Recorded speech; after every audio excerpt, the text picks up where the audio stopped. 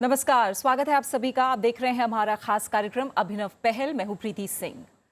Corona virus ने देश दुनिया में काफी तबाही मचाई। शायद ही कोई ऐसा क्षेत्र होगा, ऐसा देश होगा जो कोरोना से प्रभावित ना हुआ हो। इसलिए इसे सदी की सबसे भयावह महामारी कहा गया। कोविड महामारी इतनी तेजी से दुनिया भर में फैली कि तमाम देशों को इससे निपटने के लिए तैयारी करने का समय ही नहीं मिला। लेकिन भारत ने कोरोना वायरस से जिस तरह से मुकाबला किया, उसकी तारीफ दुनिया भर में हुई। भारत का कोविड-19 से निपटने का तरीका दुनिया के लिए एक उदाहरण था। देश में दुनिया का सबसे बड़ा वैक्सीनेशन प्रोग्राम चलाया गया, जिसने कोरोना को हराने में अहम भूमिका अदा की। भारत में कोविड-19 वैक्सीन प्रोग्राम के लिए स्वास्थ्य मंत्रालय को इनोवेशन कैटेगरी में prime minister's award for excellence in public administration से सम्मानित किया गया है।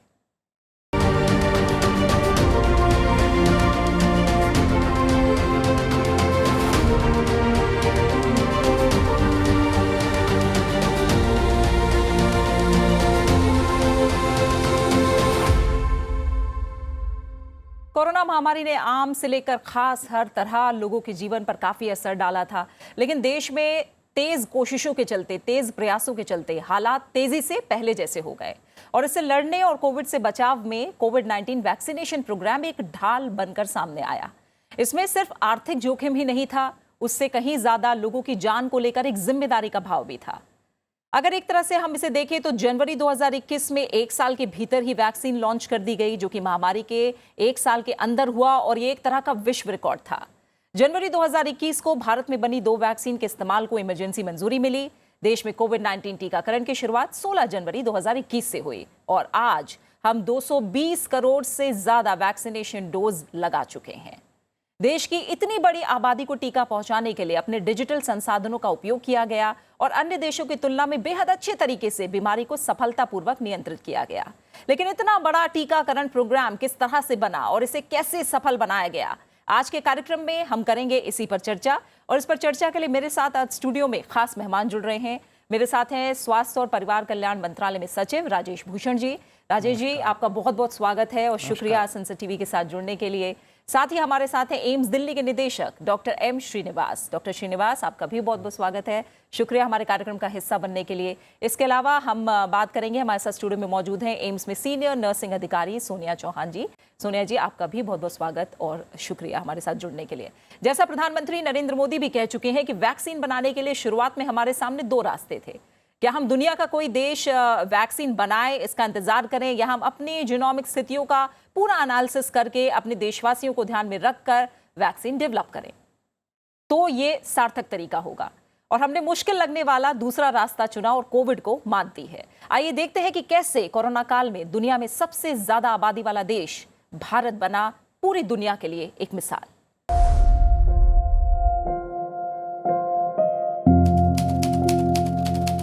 This is big breaking news. One positive case has been detected in Kerala, Wuhan University, which really is the epicenter of coronavirus.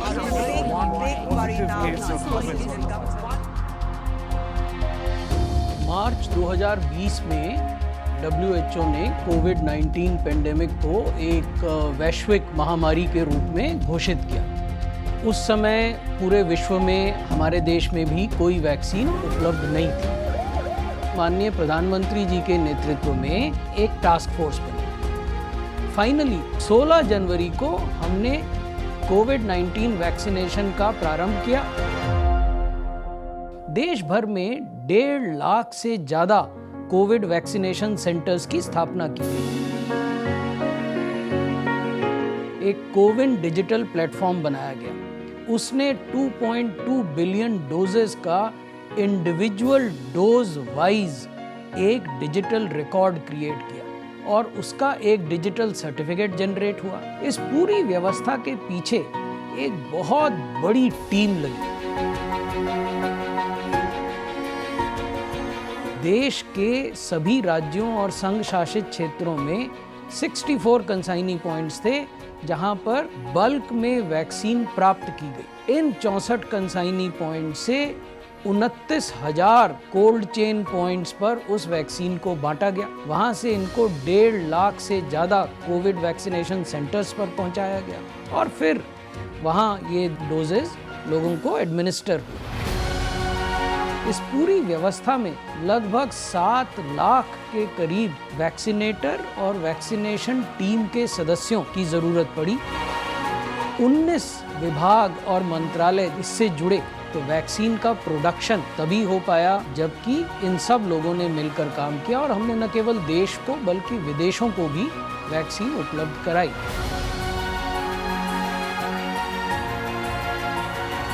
प्रधानमंत्री जी ने एक सिद्धांत दिया, सबको वैक्सीन मुफ्त वैक्सीन, उसका अक्षरशः पालन किया। उसके बाद हर घर दस्तक अभियान चलाया गया जिसमें घर घर जाके लोगों को वैक्सीन लगाई गई। कई जगह वैक्सीन नाव पर ले जाई गई, उसी प्रकार हेलीकॉप्टर से ले जाई गई, ड्रोन का इस्तेमाल किया गया वैक्सीन को ले जाने के लिए। तो अनेक इस तरह के अभियान तभी सफल हो पाए जबकि हमारे डॉक्टर्स, हमारे हेल्थ केयर वर्कर्स, हमारे फ्रंटलाइन वर्कर्स इन कामों में लगे।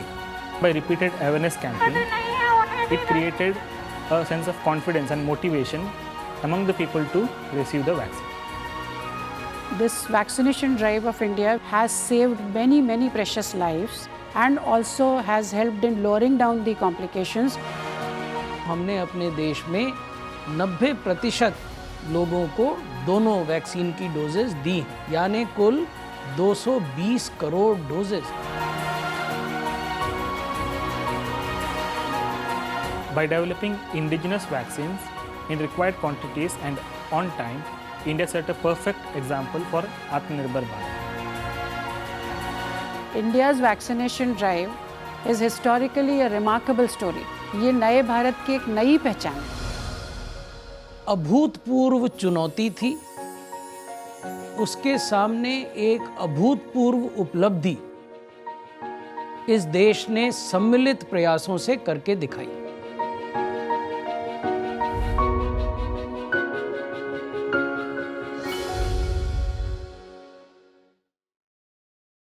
तो आइए करते हैं इसी पूरे वैक्सीनेशन प्रोग्राम पर चर्चा, कैसे एक कामयाबी की इबारत इस वैक्सीनेशन प्रोग्राम के जरिए लिखी गई।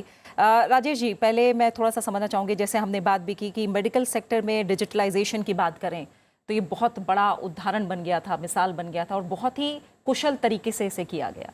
थोड़ा हमें बताइए कि ये कैसे मुमकिन हुआ, इसके पॉजिटिव आउटकम्स क्या रहे, इसे आगे कैसे और प्रभावी बनाया जा रहा है?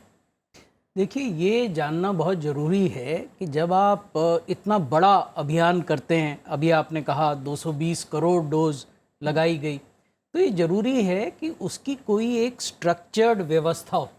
आप जानें किसको पहली डोज लगी, किसको दूसरी डोज अभी मिलनी है, कब मिलनी है, कौन ऐसे लोग हैं जिन्हें दोनों डोज लग गई हैं। तो ये सब बिना टेक्नोलॉजी के संभव नहीं हो सकता। इसलिए कोविन डिजिटल प्लेटफॉर्म बनाया गया और वो टेक्नोलॉजी ऐसी होनी चाहिए जो सबके लिए हैंडल करना आसान हो। बिल्कुल। अगर टेक्नोलॉजी ही अपने आप में इतनी जटिल होगी तो समस्याएं पैदा होंगी। और जैसा आप जानते हैं, पूरे देश में जब ये कोविड टीकाकरण चल रहा था तो 1.5 लाख से अधिक वैक्सीनेटर थे जो कि ये टीका लगा रहे थे। हर एक ने एंट्री की उस कोविन डिजिटल प्लेटफॉर्म में।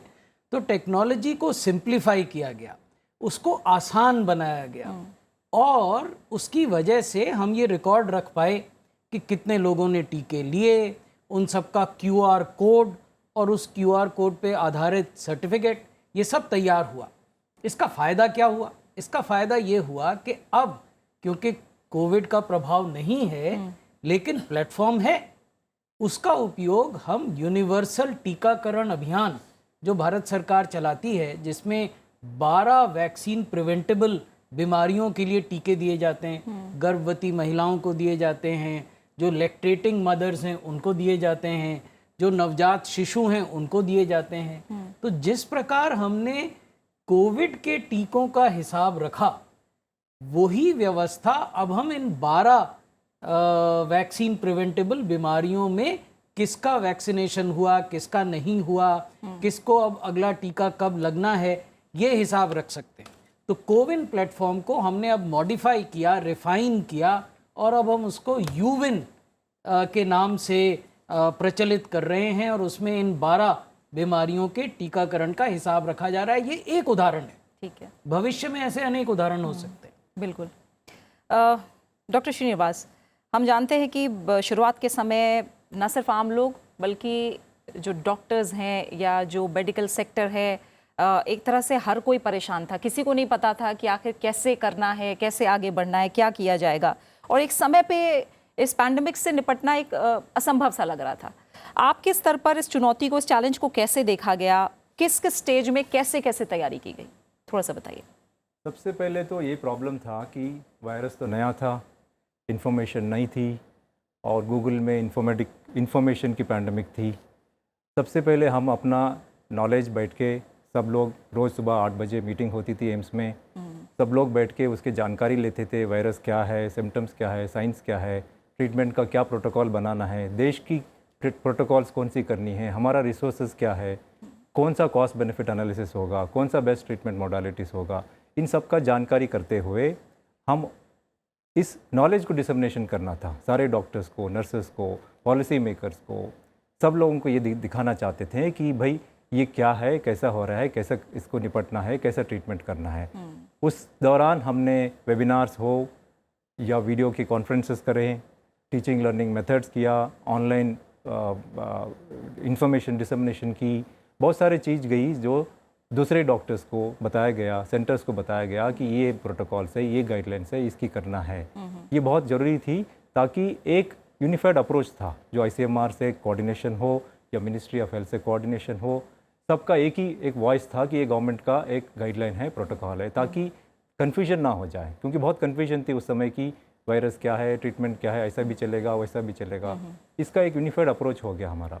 और नर्सिंग ऑफिसर्स के सामने अगर बात करें सोनिया जी, शुरुआती दिनों में किस तरह की दिक्कतें आई नर्सिंग ऑफिसर्स के सामने और कैसे निपटे आप लोग इससे? ये एक नई चीज़ थी, कोई भी इसमें एक्सपीरियंस नहीं था, सबके लिए नहीं था, नया था। तो इसके लिए जो शुरुआती दिनों में दिक्कत आई वो सबसे पहले थी awareness, preparation in terms of कि जो हमारी नॉलेज का प्रिपरेशन, हम कैसे तैयार करें अपने आप को इस आने वाली जो ये हमारे सामने प्रॉब्लम है इससे जूझने के लिए। तो प्रिपरेशन के लिए जैसे सर ने ऑलरेडी मेंशन किया कि वेबिनार्स कंडक्ट किए गए, हमने कॉलेज ऑफ नर्सिंग एम्स ने ministry of health and family welfare के साथ मिलके कुछ वेबिनार्स ऑर्गेनाइज किए, जिससे ताकि जो नर्सिस हैं जो कि फ्रंट लाइन वॉरियर होने वाली हैं वो कैसे अपने आप को तैयार करें मरीज़ों को डील करने के लिए। फिर उसके अलावा जो एक चैलेंज आया कि हमें सेटअप तैयार करना था, क्योंकि नॉर्मल सेटअप में हम, क्योंकि हाईली कंटेजियस इन्फेक्शियस डिजीज़ है, तो हम इसमें नॉर्मल सेटअप में, नॉर्मल हॉस्पिटल में नहीं ले सकते थे। उसके लिए मरीज़ों को कहाँ रखा जाए, प्लस मरीज़ों की देखभाल करने के लिए जो हेल्थ केयर प्रोवाइडर्स हैं वो कैसे अंदर जाएंगे, जो हम जिसको बोलते हैं डोनिंग एरिया, उसको कैसे तैयार किया जाएगा। मरीज़ों की केयर करके हम बाहर वापस आते हैं तो हम अपना जो PPE पहन के गए थे उसको कैसे निकालेंगे, निकालने का तरीका क्या होगा, और उसके बाद हम अपने नॉर्मल रूटीन में कैसे जाएंगे। तो ये बड़े चैलेंजेस थे। PPE अपने आप में एक चैलेंज था। बिल्कुल। PPE किट में हमें 6 घंटे की शिफ्ट्स बनाई गई, जो कि अभी जैसे मॉर्निंग शिफ्ट, इवनिंग शिफ्ट और नाइट शिफ्ट होती हैं, उस टाइम पे ये 4 शिफ्ट में डिवाइड किया गया 6 घंटे की। और during PPE we are not allowed to eat anything, we can not go for urination, we can not take care of ourselves. तो PPE अपने आप में एक चैलेंज था। PPE पहनने के कारण से बहुत सारे हेल्थ इश्यूज़ हुए नर्सेस को। गर्मियों के दिन थे, मार्च में पेंडेमिक डिक्लेयर हुई थी, फर्स्ट वेव में स्पेशली। तो हेल्थ इश्यूज़ जैसे कि आपका स्लीपलेस, फेंटिंग, डिहाइड्रेशन, बिल्कुल। बहुत सारी चीज़, कम्युनिकेशन बैरियर था, हम पेशेंट्स के साथ वैसे कम्युनिकेट नहीं कर पाते। तो बहुत सारे चैलेंजेस थे जिसको ओवरकम किया गया। अपनी ही हमारी जो हम काम कर रहे थे उस जो हमारी हेल्थ टास्क फोर्स मीटिंग होती थी, हर हफ्ते प्रोटोकॉल्स बनाए जाते थे, वो प्रोटोकॉल्स को रिवाइज़ किया जाता था और उसको रिवाइज प्रोटोकॉल को हम इम्प्लीमेंट करते थे अपनी पेशेंट केयर में। इस तरह से हम लोगों ने बिल्कुल। और इस दौरान ही और ज़्यादा अच्छे से हर व्यक्ति ने समझा कि क्यों डॉक्टर्स को, चिकित्सा कर्मियों को भगवान का रूप कहा जाता है। राजेश भूषण जी, हम जानते हैं जब आयुष्मान भारत योजना की बात करते हैं, एक बहुत बड़ा टूल है ये, अगर देश में हम मेडिकल सेक्टर में, हेल्थ सेक्टर में क्रांति की बात करें तो।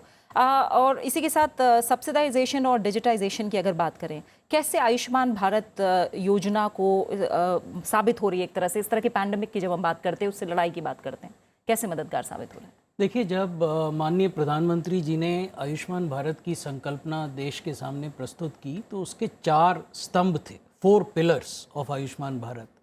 पहला जो उसका स्तंभ था या है वो है आयुष्मान भारत प्रधानमंत्री जन आरोग्य योजना।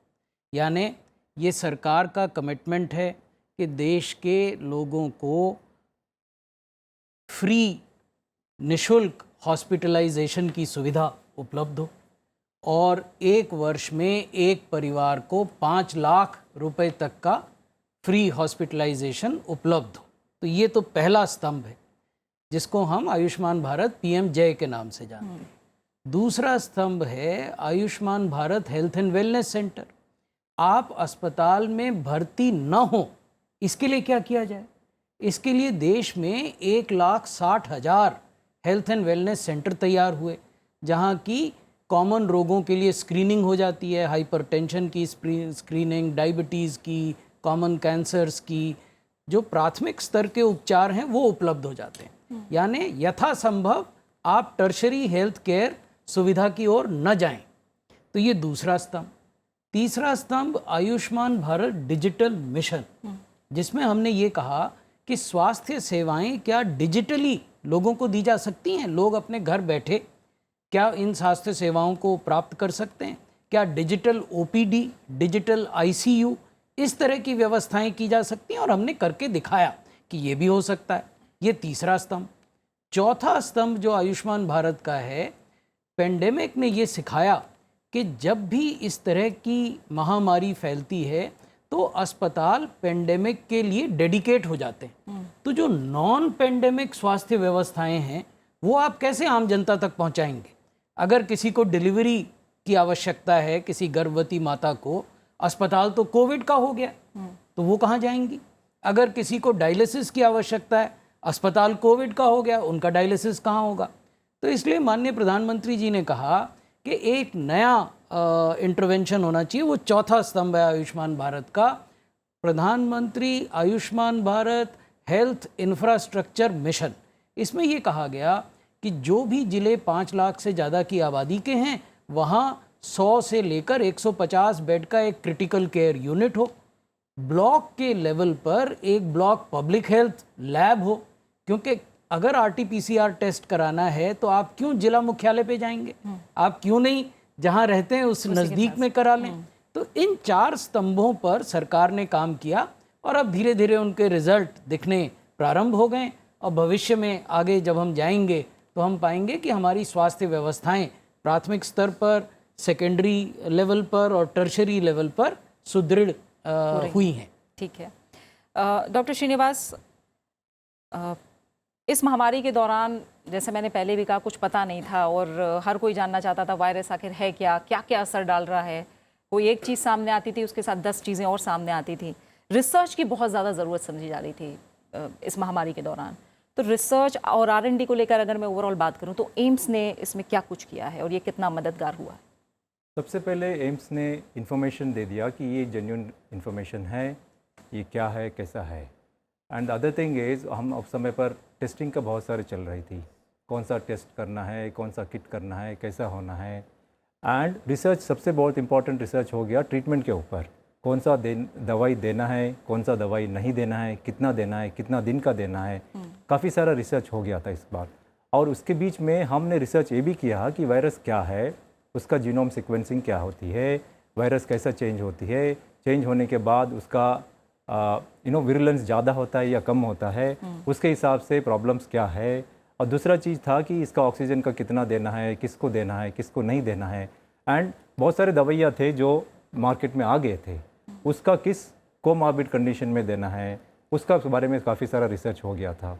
बेसिकली हमने इन्फॉर्मेशन का एक गाइडलाइंस बनाई, ट्रीटमेंट का प्रोटोकॉल्स का एक फिक्स किया और डिसमिनेशन ऑफ द नॉलेज किया, ताकि पूरा देश एक प्रोटोकॉल फॉलो करें, ताकि हम कॉस्ट बेनिफिट एनालिसिस करें और बेस्ट ऑफ द रिजल्ट्स लाएं रिसर्च थ्रू। बिल्कुल। इस दौरान हमने सिर्फ अपनी ही ज़रूरतें पूरी नहीं की, बल्कि दुनिया में कई जगह हमने वैक्सीन पहुंचाई है और इसकी तारीफ हम जानते हैं दुनिया भर में हुई है। आगे के लिए क्या सोच रहा है? अगर स्वास्थ्य मंत्रालय के स्तर पर बात करें तो आगे कोई भी जो ग्लोबल हेल्थ चैलेंजेस हैं उनसे निपटने के लिए अलग अलग देशों के साथ किस तरह का कोलैबोरेशन होगा, इसके लिए क्या विजन है? देखिए, सबसे पहले तो ये जानना बहुत ज़रूरी है कि लोग ये सवाल पहले पूछते थे कि इस तरह की वैश्विक महामारियाँ होंगी नहीं होंगी, क्योंकि कोविड से पहले तो प्लेग 100 साल से पहले लोगों ने देखा था। अब सवाल ये नहीं है, अब सवाल है कि अगली वैश्विक महामारी कब होगी। ठीक है। तो क्योंकि अब हम समय सीमा की बात कर रहे हैं, इसलिए आवश्यक है कि पूरा विश्व एक साथ मिलकर काम करे। G20 में भारत की जो प्रेसिडेंसी का समय अभी चल रहा है, उसमें माननीय प्रधानमंत्री जी ने भी कहा है, one world one family therefore one health. तो चैलेंजेस जुड़े हुए हैं और चैलेंजेस के प्रति जो रिस्पांस करना है वो भी जुड़ा हुआ होना चाहिए। तो हमने इसमें कुछ स्पेसिफिक पहल की हैं। उदाहरण के लिए हमने ये कहा कि ये जो कोविन डिजिटल प्लेटफॉर्म बना, ये केवल भारत की उपलब्धि नहीं है, ये विश्व के लिए है। It is a digital public health good available to anyone free of cost. उसी तरीके से हमने ये कहा कि अगर डिजिटल टेक्नोलॉजी का उपयोग भारत ने इतने प्रभावी ढंग से किया, कोविन एक उदाहरण है, आरोग्य सेतु जो हमने एक मोबाइल एप्लीकेशन बनाया वो दूसरा उदाहरण है, ई संजीवनी टेली ओपीडी तीसरा उदाहरण है। तो इसी प्रकार क्या पूरा विश्व एक मेडिकल काउंटर मेजर प्लेटफॉर्म बना सकता है कि नहीं, और विश्व के देशों का इसको समर्थन मिल रहा है। ये भारत ने G20 में एक प्राथमिकता के रूप में रखा है। तो आगे जाते हुए मुझे ये लगता है कि स्वास्थ्य के क्षेत्र में जो वैश्विक प्रतिक्रिया होगी, ग्लोबल रिस्पांस होगा, भारत की उसमें एक प्रभावी भूमिका होगी। महामारी की हम बात करें, अपने साथ कई सारे सबक लेकर आई है। आपको क्या लग रहा है आगे के चैलेंजेस के लिए, उनसे निपटने के लिए किस तरह के लेसन्स मिले हैं?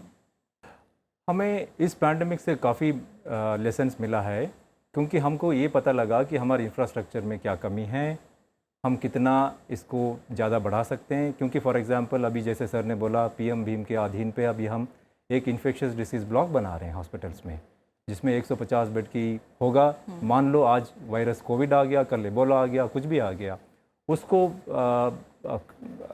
प्रिपेयर्डनेस के लिए जो चाहिए उसके लिए हम तैयारी कर रहे हैं। इंफ्रास्ट्रक्चर की तैयारी के लिए हमको पता लग गया कि हमको क्या क्या चाहिए, और प्रैक्टिसेस, गुड प्रैक्टिसेस हमने इन्फेक्शियस कंट्रोल्स में प्रैक्टिसेस, जैसे हमने देखा कि हैंड हाइजीन का क्या होता है, मास्क का क्या होगा, और हमारे ऑपरेशन थिएटर्स और ICU जैसे नेगेटिव प्रेशर, पॉजिटिव प्रेशर चाहिए फॉर ट्रांसप्लांटेशन, उनका भी कैसे डिवीज़न कर सकते हैं।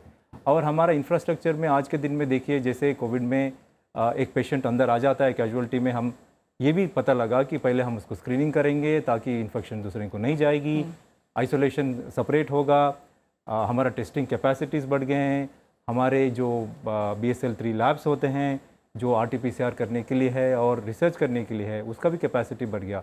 ओवरऑल क्या हो गया, हमने जो प्रिपेयर्डनेस कोविड में किया है वो सिर्फ कोविड के लिए मदद नहीं हुआ, हमारा पूरा इंफ्रास्ट्रक्चर के हो गया।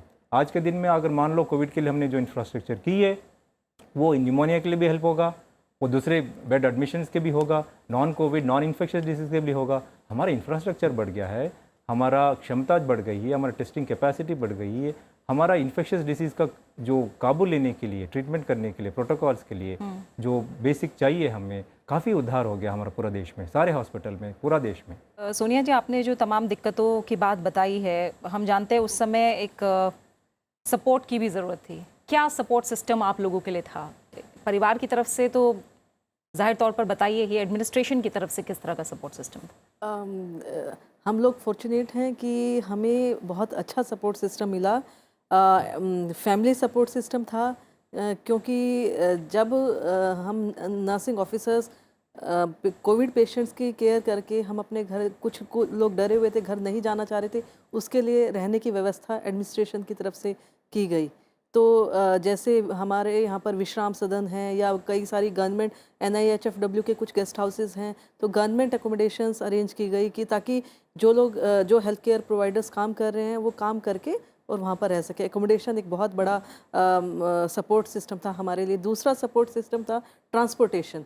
सब लोग वो एकोमोडेशन में रहना पॉसिबल नहीं था ड्यू टू फैमिली कंस्ट्रेंट्स, तो हम लोग ट्रांसपोर्ट, क्योंकि लॉकडाउन लगा हुआ था स्पेशली ड्यूरिंग फर्स्ट वेव, तो उस टाइम पे एम्स में डीटीसी के कोलैबोरेशन से बहुत सारी बसेस लगाई गई और बहुत सारे एक पब्लिक जो ट्रांसपोर्ट था हमें घर तक प्रोवाइड किया गया। That was a big relief. उसके अलावा एक बहुत अच्छा सपोर्ट सिस्टम ये था कि हमारे यहाँ पर एम्स में एक separate EHS tele consultation helpline शुरू की गई, क्योंकि बहुत सारे लोग अफेक्ट हो रहे थे, हेल्थ केयर प्रोवाइडर्स, उनको एक मदद की ज़रूरत थी, तो वो एक टेली कंसल्ट कर सकते थे। एक सेपरेट काउंटर बनाए गए जहाँ पर अगर कोई अपने कोई सस्पेक्टेड केस है तो उनका RT-PCR किया जा सके, तो जांच के लिए सेपरेट काउंटर्स बने। उसके अलावा बहुत सारी सुविधाएं हमें एडमिनिस्ट्रेशन की तरफ से मिली। खाने का प्रबंध विश्राम सदनों में था, तो ये सब चीज़ें एक सपोर्ट सिस्टम था। आगे के लिए हमारी क्या तैयारी हो सकती है, इसके बारे में भी आपने बात की, लेकिन बड़े लेसन्स इस चैलेंज से क्या मिले हैं और उसके लिए अब मिनिस्ट्री कितनी तैयार है आगे के लिए? देखिए, बड़े लेसन्स तो ये हैं कि इस तरह की जो हेल्थ इमरजेंसीज़ होती हैं या वैश्विक महामारी आती है तो उसमें क्या चीज़ काम करती है, अब हम ये जानते हैं। तो पहली चीज़ जो काम करती है वो होल ऑफ द गवर्नमेंट और whole of the society approach है।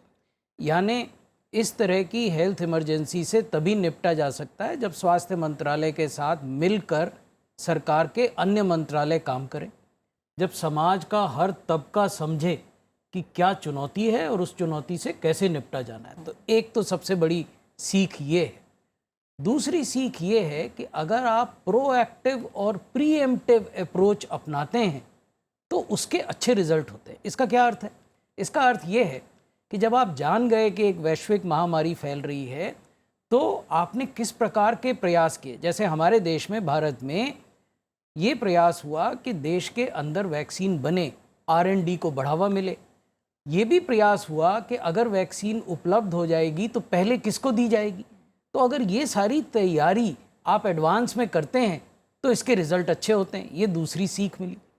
तीसरी सीख ये मिली कि इस तरह का जो रिस्पॉन्स होता है पेंडेमिक के प्रति, अगर वो जन समुदाय से जुड़ा हुआ हो, जन भागीदारी से जुड़ा हुआ हो, जन आंदोलन के रूप में आए तो उसके अच्छे नतीजे आते हैं।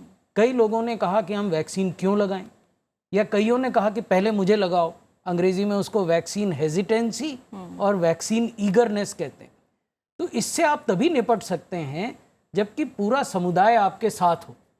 तो ये सारी सीख हैं जो भविष्य में हमारी मदद करेंगी। जो समय है वो यहीं पूरा हो गया है। राजेश भूषण जी आपका, डॉक्टर श्रीनिवास आपका और सोनिया चौहान जी, आप तीनों मेहमानों का बहुत बहुत शुक्रिया इस कार्यक्रम में जुड़ने के लिए, इस चर्चा में शामिल होने के लिए। तो जाहिर तौर पर हम हर चुनौती से मिलकर कहीं ना कहीं निपट सकते हैं, और ये जो पैंडमिक है रही है, कोविड महामारी रही है, उसने कहीं ना कहीं भारत को और मजबूत बनाया है अगर हम हेल्थ सेक्टर की बात करते हैं तो। और इसी के साथ इस खास पेशकश में फिलहाल इतना ही। Prime minister's award for excellence in public administration पर हमारी ये सीरीज आगे भी जारी रहेगी। न्यू इंडिया बनाने में योगदान देने वाले पुरस्कार विजेताओं से हम आगे की सीरीज में भी चर्चा को जारी रखेंगे और जानेंगे कि कैसे उनके अनुभव और इनोवेटिव इनिशिएटिव्स का लाभ देश में एक तरह से बाकी राज्य, जिले और तमाम जो और सेक्टर्स हैं वो भी ले सकते हैं। आप इस कार्यक्रम को हमारे YouTube चैनल पर भी देख सकते हैं। अपना अच्छे से ख्याल रखिए और मुझे दीजिए इजाज़त। नमस्कार।